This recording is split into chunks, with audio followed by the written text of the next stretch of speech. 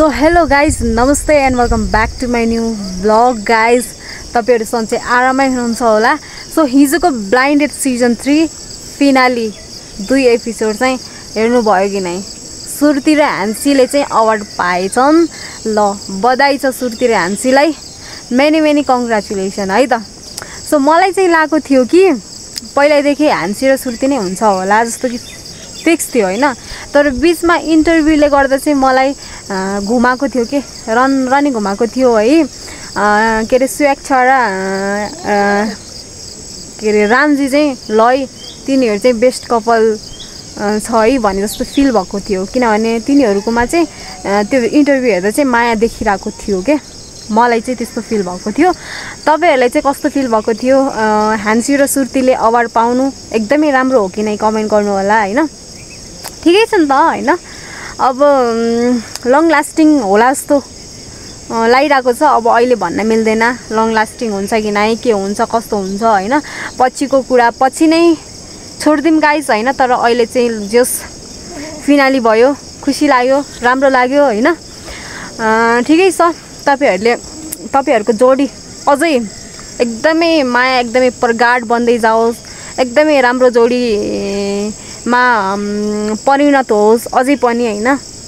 अब कमी कमजोरी जोडीहरुमा नभएको कुराहरु कमी कमजोरीहरु सुधार्दै जानु होला, सुधार्दै आत्तेरी। अब जोडीमा नपाएका गुणहरु चाहिँ मैले देखेको थिएँ। अब बेस्ट कपालमा नभएको गुणहरु चाहिँ तपाईहरुको माझ पनि मैले देखेको थिएँ सुर्ती र ह्यान्सी कोमा चाहिँ है। अब जे सुधार्दै जानु होला, आफूलाई चेन्ज गर्दै जानु होला हैन। राम्रो कुराहरुलाई क्याच गरेर नराम्रो कुराहरुलाई पत्ता फाल्दैन चाहिँ अगाडि बढ्नु होला। त्यही हो, त्यही भन्ने हो हैन हामीले त। So many congratulation. So congratulation. So त्यही हो, अरु त के भन्ने हो र। अनि हेर्नुस् आज चाहिँ म हाम्रो आरुको बोट निराएको छु। हाम्रो आरुको बोट चाहिँ ढलाइदिएको छ गाइज हिजोको पानीले। किन भन्नु न, यति धेरै फलेको थियो नि हाम्रो आरु, त्यही भएर एकदमै झ्याङ्गिएर अनि फेरि उसले चाहिँ सम्हाल्न नसकेर चाहिँ यो चाहिँ बुटलाई चाहिँ ढाल्दिएको छ हिजोको पानीले। म तपाईहरुलाई देखाउँछु है त। यस्तो बनाइदिएको छ गाइस है हिजोको पानीले, एकदमै धेरै फलेको छ नि त, त्यही भएर पनि हो। हेर्नु त पुरै योले के अरे उ गर्ने नसकेर के, यसलाई बोक्नै नसकेर, यिनी गेडाहरूलाई बोक्नै नसकेर यसले चाहिँ ढलाइदिएको छ, ऊ ढालेको छ, ऊ बोक्नै सकिन्छ बर, किनभने एकदमै धेरै फलेको थियो नि त। के गर्नु अब, फर्स्ट दोस्रो चोटिको वर्षमा चाहिँ यति धेरै फल्यो, अब रुखै यस्तो बनाइदियो, के गर्ने गाइज भन्नु त। सो यति दुःख गरेर मेरो भाइले लगाएको, अब यो रुख यस्तो गराइदियो, यो रुख उठ्छ कि नै गाइज भन्नु, कमेन्ट गर्नु होला त। यो रुखलाई उठाउन सकिन्छ कि नै कमेन्ट गर्नु होला हैन। सो मलाई नि अस्ति नै चढ्न लागेको बेला, रुखमा चढेको बेला डर लागिरहेको थियो कि तल जान्छ कि जस्तो लागिरहेको थियो। ए बाबा, अहिले साँच्ची नै तलै पुर्याइदियो नि हो। तेरिका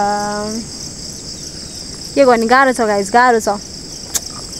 आजको मौसम हेर्नुहुन्छ भने यतातिर एकदमै बब्बाल गरेको छ, घाम पनि लागिरहेको छैन, शीतल भइरहेको छ, पानी परिरहेको छ बिरबिरे हैन। अनि म तपाईहरुलाई के भनौँ र हैन। त्यही हो, हाम्रो आरु खान मन लाग्छ भने कमेन्ट गर्नु होला, आरु मलाई पनि देऊ न भनेर कमेन्ट गर्नु होला, ओके। सो त्यही हो आजको लागि चाहिँ ब्लग यति नै। धेरै कराको कराइ छ क्या। सो हाम्रो बाख्रा चाहिँ धेरै कराको कराइ गर्छ, त्यसलाई पनि घाँस हालिदिनु होला।